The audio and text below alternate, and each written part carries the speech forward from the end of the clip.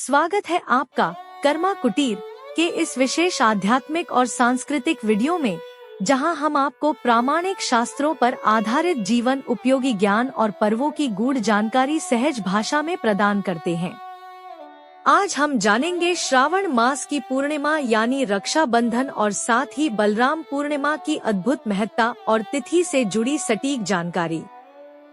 सनातन संस्कृति के गौरवपूर्ण पर्वों में रक्षाबंधन का विशेष स्थान है, जो केवल भाई बहन के रिश्ते का उत्सव नहीं, अपितु आध्यात्मिक रक्षा और आशीर्वाद का भी अवसर है। श्रावण मास की पूर्णिमा तिथि को मनाया जाने वाला यह पर्व इस वर्ष 2025 में अत्यंत विशेष बन गया है, क्योंकि इसी दिन भगवान बलराम जी का अवतरण दिवस यानी बलराम पूर्णिमा भी मनाई जाएगी।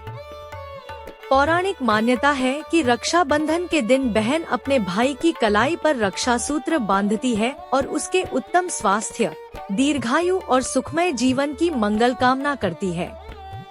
परंतु यह पर्व केवल पारिवारिक या सामाजिक नहीं, बल्कि गहन आध्यात्मिक अर्थ भी रखता है। वैदिक दृष्टिकोण से रक्षाबंधन एक ऐसा अवसर है जब हम आध्यात्मिक रक्षा की भी कामना करते हैं, मन, वचन और कर्म की शुद्धता हेतु। अब बात करते हैं इस वर्ष के रक्षाबंधन तिथि और मुहूर्त की। पंचांग के अनुसार वर्ष 2025 में श्रावण पूर्णिमा तिथि का प्रारंभ 8 अगस्त शुक्रवार को दोपहर 2:12 पर होगा और यह समाप्त होगी 9 अगस्त शनिवार को दोपहर 1:24 पर। हालांकि तिथि की शुरुआत 8 तारीख से हो रही है, परंतु वैदिक परंपरा के अनुसार पर्व उदय तिथि पर ही मनाया जाता है। अतः इस बार रक्षाबंधन 9 अगस्त शनिवार के दिन मनाया जाएगा। इस दिन सुबह ब्रह्मा मुहूर्त रहेगा 4:22 से 5:04 तक। सूर्योदय होगा सुबह 5:47 पर और चंद्रोदय होगा शाम 7:21 पर। राखी बांधने का श्रेष्ठ मुहूर्त रहेगा 9 अगस्त को प्रातः 5:47 से लेकर दोपहर 1:24 तक। यह कुल मिलाकर 7 घंटे 37 मिनट का शुभ समय है, जब बहनें अपने भाइयों को राखी बांध सकती हैं। अब प्रश्न आता है कि क्या 8 अगस्त को दोपहर 2:12 के बाद राखी बांध सकते हैं?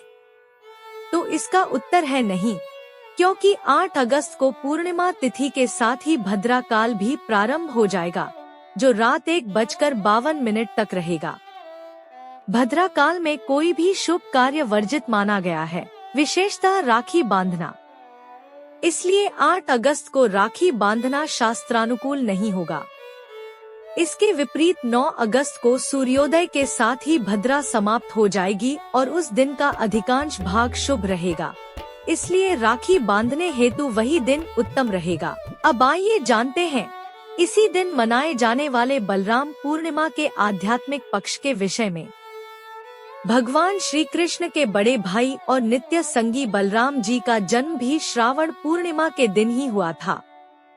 उन्हें भगवान विष्णु का अंशावतार माना जाता है, जो इस धरती पर माता रोहिणी के गर्भ से अवतरित हुए थे। बलराम जी केवल एक योद्धा नहीं, बल्कि आदि गुरु, शक्तिशाली रक्षक और धर्म के स्तंभ हैं। रक्षाबंधन के दिन केवल सांसारिक भाइयों की नहीं, अपितु बलराम जी जैसे आध्यात्मिक रक्षक की भी पूजा की जाती है, जो हमें इस माया रूपी संसार से, जन्म और मृत्यु के बंधनों से और अज्ञान के अंधकार से रक्षा प्रदान करते हैं। इस दिन बलराम जी का विशेष अभिषेक, आरती, नामस्मरण और कथाओं का कीर्तन किया जाता है। अनेक मंदिरों में इस दिन विशेष कार्यक्रम होते हैं और भक्तगण बलराम जी से ज्ञान, बल, संयम और सद्गति की याचना करते हैं। इस पर्व के पीछे छिपे शास्त्रीय और खगोलीय संकेत भी अद्भुत हैं। राखी केवल एक धागा नहीं, बल्कि संरक्षण का सूत्र है, जो बहन अपने प्रेम, श्रद्धा और विश्वास के साथ भाई की कलाई पर बांधती है। वहीं बलराम जी की पूजा करके हम उस दिव्य शक्ति को आमंत्रित करते हैं, जो हमें अदृश्य संकटों से बचाती है।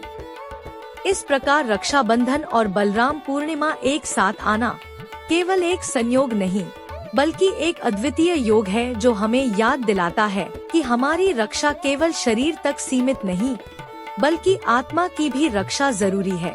अतः इस विशेष अवसर पर केवल राखी बांधने और मिठाइयाँ बांटने तक सीमित न रहें, बल्कि भगवान बलराम जी का आशीर्वाद प्राप्त करें और इस पर्व के आध्यात्मिक आयाम को भी अपनाएं। अगर आपको यह जानकारी उपयोगी लगी हो तो कृपया इसे अपने परिवारजनों और मित्रों के साथ साझा करें, ताकि वे भी जान सके कि रक्षाबंधन का पर्व कब, कैसे और क्यों मनाया जाए। ऐसे ही शुद्ध, प्रामाणिक और आध्यात्मिक ज्ञान के लिए जुड़े रहें आपके अपने चैनल कर्मा कुटीर के साथ और वीडियो को पसंद करने के साथ चैनल को अवश्य सब्सक्राइब करें। जय श्री कृष्ण, जय बलराम।